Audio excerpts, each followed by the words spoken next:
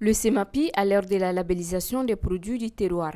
Après l'atelier de validation du règlement d'usage et du logotype de la marque collective des produits issus de la médecine et de la pharmacopée traditionnelle, place au lancement officiel. Ce mardi 18 mars 2025, la salle de réunion du ministère de l'Industrie et du Commerce a abrité l'ouverture des travaux du lancement couplé à la 7e session du Comité national de labellisation des produits locaux en indication géographique et en marque collective SIGMAC Mali. La session a été présidée par le secrétaire général du ministère de l'Industrie et du Commerce en présence de l'ensemble des parties prenantes. Objectif : promouvoir et protéger les produits issus de la médecine et de la pharmacopée traditionnelle. Notre patrimoine local à médecine et pharmacopée traditionnelle représente une richesse inestimable qu'il importe de préserver et de valoriser, notamment au moyen du droit de la propriété intellectuelle. En effet, comme vous le savez tous, les médicaments issus de la médecine et de la pharmacopée traditionnelle sont aujourd'hui une alternative sûre à la médecine conventionnelle pour un grand nombre de la population malienne. La valorisation scientifique de la médecine traditionnelle doit conduire notamment à la mise au point des médicaments à base de plantes.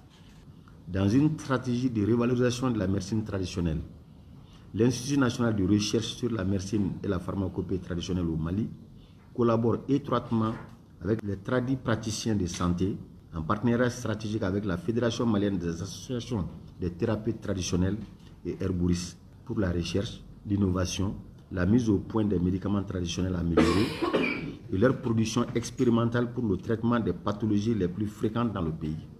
Les MTA, donc, qui ont une autorisation de mise sur le marché, sont des médicaments issus des recettes de la médecine traditionnelle, à posologie quantifiée, à limite de toxicité déterminée et à efficacité confirmée.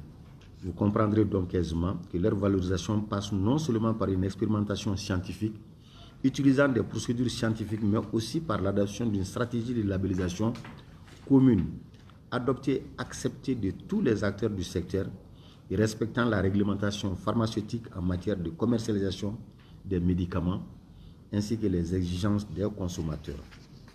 Je voudrais préciser avec insistance que l'adhésion au processus de labellisation dont il est question est une démarche entièrement volontaire qui s'inscrit dans l'amélioration de la qualité et de la compétitivité de nos produits du terroir. Cependant, elle ne remplace ni ne vous dispense de l'autorisation de mise sur le marché ou de vos agréments professionnels. S'en est suivi une présentation des résultats issus du processus de labellisation par le spécialiste Dr Koulibaly.